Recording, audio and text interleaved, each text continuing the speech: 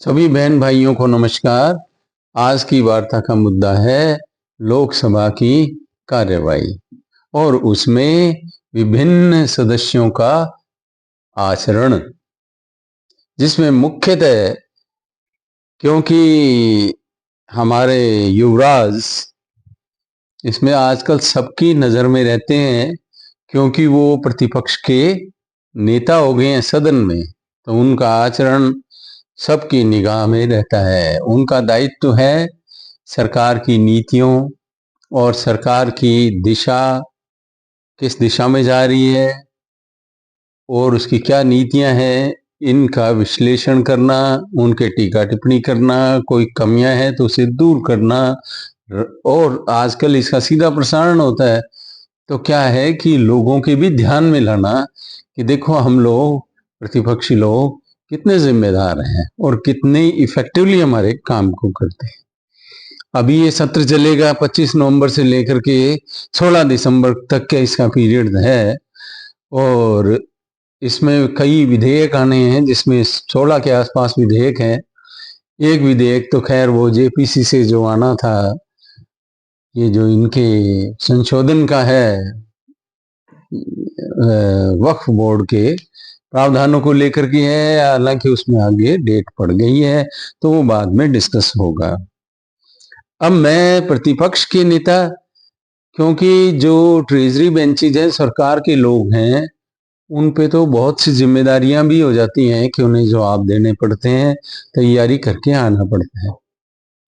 तैयारी करके आना तो प्रतिपक्ष का भी एक बहुत बड़ा दायित्व है, क्योंकि क्रिटिक होने के लिए, किसी भी चीज की क्रिटिक होने के लिए, किसी पॉलिसी की, गवर्नमेंट की दिशा और स्थिति के ऊपर क्रिटिक होने के लिए पहले उसका अध्ययन जरूरी है। तो जो क्रिटिक होते हैं, जो आलोचना करते हैं, उसकी समालोचना करते हैं समग्र रूप से, उन्हें ज्यादा मेहनत करनी पड़ती है। लेकिन प्रतिपक्ष के जो नेता हैं सदन में राहुल गांधी जी, उनका आचरण ऐसा लगता है जैसे वो खिलंदड़ हो। खिलंदड़ होते हैं ना, जैसे कोई नया लड़का आ गया, वो टी शर्ट पहन के थोड़ी बाजू बूजू भी थोड़ी वो दिखा के अपना, वो शायद युवाओं में जो जिम जाने वाले हैं उनमें कुछ प्रभाव पड़ जाए, पर वहां बौद्धिकता का काम है, शरीर का काम नहीं है। अपनी जो तुम माचो मैन की छवि बनवाना चाह रहे हो, वहां माचो मैन की जरूरत नहीं है, वहां बुद्धिमानों की आवश्यकता है उस सदन में।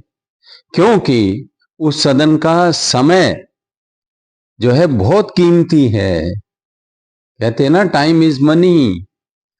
उसके संचालन में जो खर्चा होता है देश का, जो टैक्स पेयर्स का पैसा लगता है, और आजकल टैक्स पेयर सारे ही हैं, कोई जीएसटी देता है, कोई इनकम टैक्स देता है, कोई साबुन खरीद के लाता है, डिटर्जेंट खरीद के लाता है तो उसमें भी देते हैं। तो हर नागरिक किसी न किसी रूप में टैक्स पेयर है, उसके धन की बर्बादी होती है।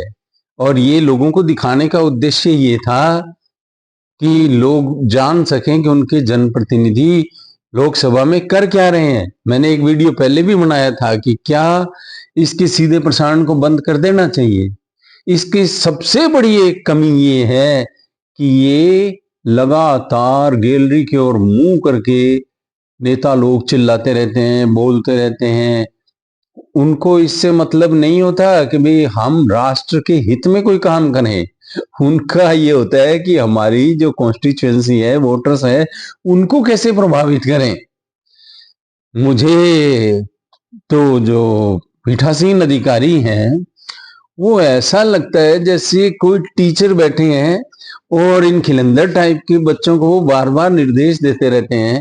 साथ के मेधावी बच्चे भी वो बुक खोल करके पार्लियामेंट्री जो प्रोसीडिंग्स हैं कैसे होनी चाहिए, उसके नियम कानून कायदे हैं उसके संचालन के, वो दिखाते रहते हैं, बोलते रहते हैं।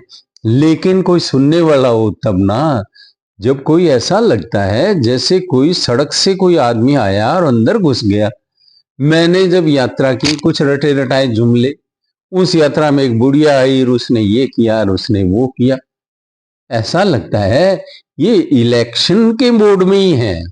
और ये सदन में बोलते हैं तो अपने ही साथियों की ओर मुंह करके बोलते हैं। पीठासीन अधिकारी की तरफ पीठ होती है, बार बार वो टोकते हैं, अरे भाई ऐसे मत करो, फिर भी इनके कोई असर नहीं होता। फोटो दिखाते रहते हैं, लगातार हिंदुओं की व्याख्या करते रहते हैं, कभी न कभी धर्म की व्याख्या शुरू कर देंगे। प्रेसिडेंट के अभिभाषण के ऊपर जब बोलना होता है जिसमें नीतिगत मामले हैं, दिशा और दशा जो सरकार की है वो परिलक्षित होती है, उसके ऊपर बोलना होता है, जब ये किसी और ही ट्रैक पे चले जाते हैं, ऐसा लगता है ये बिल्कुल भी तैयारी नहीं करते हैं। एक मणिपुर का चिल्लाते रहते हैं, अरे कांग्रेस के जमाने में मणिपुर कौन सा ठीक था भाई, पहले की सरकारों में तो इससे भी ज्यादा खराब स्थिति थी। अडानी अंबानी भाषण में देखो, अग्निवीर, अडानी अंबानी हिंदुओं के ऊपर कभी उनको हिंसक बता देंगे, कभी कुछ, और फिर पलटी मार करके फिर बताने लग जाएंगे हिंदू ये नहीं हो सकता, वो नहीं से हो सकता।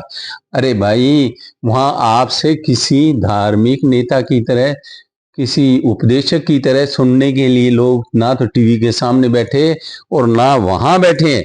आप इस बात को समझते क्यों नहीं है? एक आजकल नया जुमला, न डरते हैं न डराते हैं। थरी वहां ऐसे कौन से मोर्चे पे लड़ रहे हो आप जो डर रहे हो? आपको कौन डरा रहा है? मोदी जी डरा रहे हैं। मुझे लगता है कि कोई ऐसी बात है, कोई नागरिकता नागरिकता का लोगों का जो तुम अपमान करते रहते हो, कभी कोर्ट की अवमानना कर देते हो अपने युवराज होने के उस भ्रम में, और लगातार आप मोदी जी की कुर्सी को छोड़ दो। ऐसा लगता है आपको वो पुश्तैनी कुर्सी लगती है, और आपको ये लगता है कि किसी ने आपकी कुर्सी को छीन लिया है, और आप जो है उसी कुर्सी के ऊपर निगाह टिका करके बोलते हैं। ये जो, और पीठासीन अधिकारी की ओर ध्यान नहीं होता, वो बेचारे बार बार कहते हैं मेरी ओर पीठ मत करो। ओम बिड़ला जी, वो एक टीचर है, बोल रहे है मेरी ओर मुंह करके बोलो, मुंह भी पीछे की ओर और पीठ भी उनकी ओर। वो भाई, पीठ दिखाने का शौक है तो फिर काहे के योद्धा हो आप? पीठ मत दिखाया करो आसन में, आसन की ओर आंखों में आंखें डाल के बोला करो, इससे पता लगेगा आप कितने कॉन्फिडेंट हैं, आपकी कितनी तैयारी है। यदि तैयारी नहीं होती तो आंखें चुराई जाती हैं और अपने ही लोगों को देख की तरफ देख करके अप्रूवल लेते हैं। ये आचरण अच्छा आचरण नहीं है। आप घर में जाके अपने सदन की कार्रवाई देखा करो, और जो जो आर्टिकल्स, जो जो वहां के प्रोविजंस रेफर किए जाते हैं आपके मेधावी साथियों के द्वारा, उनको घर में जाके बुक खोल के देख लिया करो। 1-2 महीने में आपकी ट्रेनिंग हो जाएगी। ऐसे तो हमारे जैसों को बिठा दो तो भी हम थोड़ा बहुत सीख जाएंगे भाई। ऐसे मत करो, थोड़ी ट्यूशन ले लो, किसी ऐसे आदमी से ट्यूशन ले लो जिसको कोई ना जानता हो, आपकी इज्जत खराब ना हो, जो बाहर जाके ना कहे कि मैंने राहुल जी को पढ़ाया है। और उस शिक्षा दीक्षा लेकर के थोड़ी आया करो। यदि ज्ञान होगा तो, क्योंकि नॉलेज रोर्स। और फिर और नहीं, आप मनमोहन जी से ही सीख लो चुप रहना, ज्यादा आजकल बोलने और लग गए।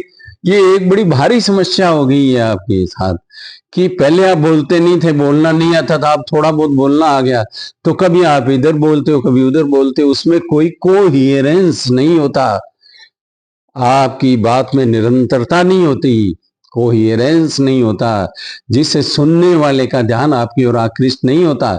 ऐसा लगता है आप कभी तो इस ब्रांच पे बैठे हैं और कभी उस पे कूदते हैं और कभी उससे ऊपर वाली पे कूद जाते हैं, आपके रेफरेंसेस बदलते रहते हैं। राहुल जी, आप जो है मनमोहन जी से तो चुप रहना सीख लो, क्योंकि लोग ये कहते हैं, यदि आप कुछ नहीं समझते, समझदार लोग कहते हैं, it is better to keep mum than to open your mouth and remove all doubts. देश के सभी नागरिकों का जो बुद्धिमत्ता को लेकर थोड़ा बहुत भी आपके बारे में संदेह है, उसको दूर मत करिए, मेरी ओर देखिए। मैं एक सामान्य नागरिक हूं, आपको थोड़ा शिक्षा दे रहा हूं, आप मान लें तो आपकी बड़ी कृपा होगी। वैसे युवराज लोग किसी की सुना नहीं करते, जो मेरे, जिन्होंने कोई 2, 4, 5, 10, 20 जो भी लोग हैं वो सुनेंगे। तो आपने सुना तो आपका बहुत बहुत धन्यवाद, आपकी कृपा। लाइक शेयर एंड सब्सक्राइब कर दिया करो। हम कोई बड़े यूट्यूबर नहीं है, हमें पता है आप भी बड़े लोगों का सम्मान करते हो, युवराजों का सम्मान करते हो, आम जनता का उतना सम्मान आप नहीं कर पाते जो कि करना चाहिए, क्योंकि हम भी आप जैसे ही हैं। लाइक शेयर एंड सब्सक्राइब करें। उन्हें धन्यवाद।